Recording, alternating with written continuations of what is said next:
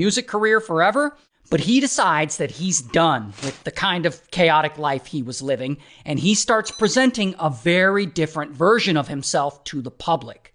Like, he goes on social media now, and he talks about his struggles and about wanting to become a better person, and he encourages his fans to become better people too. Then he starts donating money to charity, and he encourages his supporters to go out and do good things for other people.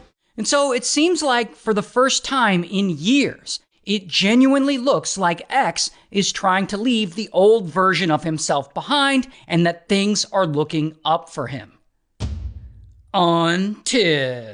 Until one day, X decides he wants to buy himself a motorcycle.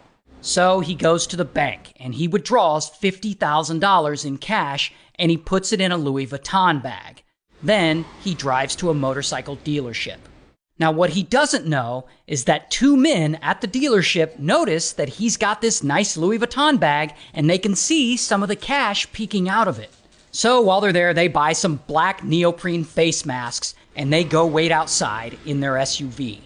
Now, eventually, X leaves the building and he heads back to his car.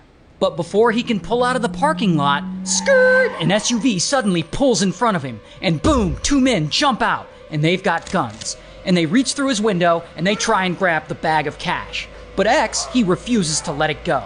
So he starts struggling with them. And when they realize that he's not going to give him that bag, blam, blam, one of the men shoots X. And unfortunately, he doesn't survive.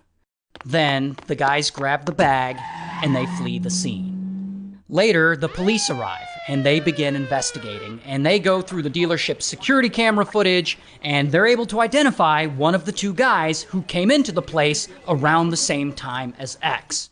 And later, they find videos that he had posted on his social media of him waving around a bunch of the stolen cash. And so, bam, they arrest him.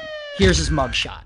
Also, bam, they arrest 3 other guys involved in the robbery. Here are their mugshots. And ultimately, 3 of them go to trial and they're found guilty, and they each get sentenced to life in prison. But one guy, he takes a plea deal and he gets 7 years in prison.